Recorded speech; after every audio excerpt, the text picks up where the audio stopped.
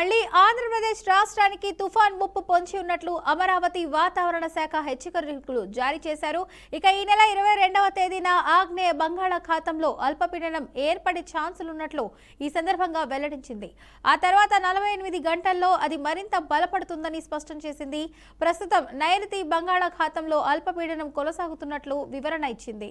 దీని ఎఫెక్ట్తో ఏపీలో నేటి నుంచి 3 రోజుల పాటు వర్షాలు పడనున్నట్లు వాతావరణ శాఖ స్పష్టం చేసింది. ముఖ్యంగా రేపు ప్రకాశం, నెల్లూరు, తిరుపతి, చిత్తూరు జిల్లాల్లో తేలికపాటి నుంచి భారీ వర్షాలు పడతాయని పేర్కొంది. ఇదిలా ఉండగా ఇట్లు ఆంధ్రప్రదేశ్ వ్యాప్తంగా చలి తీవ్రత ఏమాత్రం తగ్గడం లేదు. ముఖ్యంగా ఏజెన్సీ ప్రాంతాల్లో చలి చుక్కలు చూపిస్తుంది. అల్లూరి సీతారామరాజు జిల్లాలో 4.6 డిగ్రీల ఉష్ణోగ్రత నమోదైంది.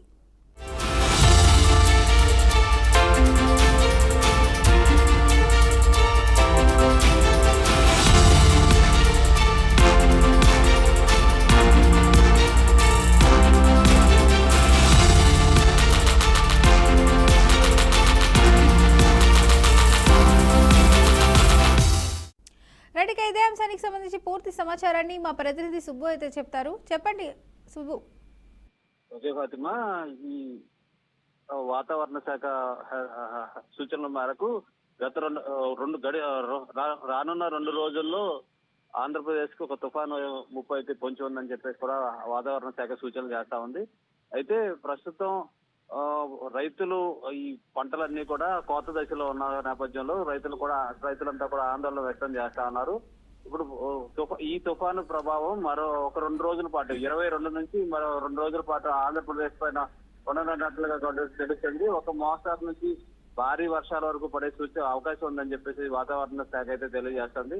రైతులందరూ అప్రమత్తంగా ఉండాలని చెప్పేసి కూడా సూచనలు చేస్తా ఉంది. ప్రస్తుతం పంటలన్నీ కోత దశలో ఉండటం, కొన్ని చోట్ల కోసేసి పనుల దశలో కూడా ఉండటం జరిగింది. ఈ నేపథ్యంలో రైతులు దాన్ని ఈ సూచనలు తీసుకుని వాళ్ళు జాగ్రత్తలు తీసుకోవాలని చెప్పేసి కూడా చెప్తా ఉంది. అంతేకాకుండా ఉత్తరాదిలో ఈ వర్ష సూచన ఎక్కువగా ఉండే అవకాశం ఉందని చెప్పేసి ఉత్తరాంధ్రలో ఈ వర్ష ప్రభావం ఎక్కువగా ఉండే అవకాశం ఉందని చెప్పి అల్పపీడనం యొక్క ప్రభావం కారణంగానే ఈ తుఫాను వచ్చే అవకాశం ఉందని చెప్పేసి కూడా వాతావరణ శాఖ చెప్తా ఉంది. అంతేకాకుండా ఈ అల్పపీడనం గత వారం రోజుల నుంచి చూసుకుంటే ఆంధ్రప్రదేశ్ తో పాటు తెలంగాణలో కూడా ఈ మంచు యొక్క తీవ్రత, చలిగాలి యొక్క తీవ్రత కూడా పెరుగుతూ వస్తుంది. మనకు చూసుకుంటే సీతారామరాజు జిల్లాలో అరకు, పాడేరు ఆ ఏరియాలో, మారేడుమిల్లి ఆ ఏరియాలో 4 డిగ్రీలు, 4.6 డిగ్రీలు, 5 డిగ్రీలు కూడా ఉష్ణోగ్రతలు నమోదవుతుంది. ఒక్కసారిగా వాతావరణం పడిపోవడంతో ప్రజలు తీవ్ర ఇబ్బందులకు గురవుతున్నారు. రోడ్లపైన కూడా ఉదయాన్నే పనులకు కూడా వెళ్ళలేని పరిస్థితి నెలకొంటుంది. చీకటిగా ఉండటం వల్ల వాహనాలు కూడా ప్రమాదాలకు గురయ్యే అవకాశం ఉంటుంది.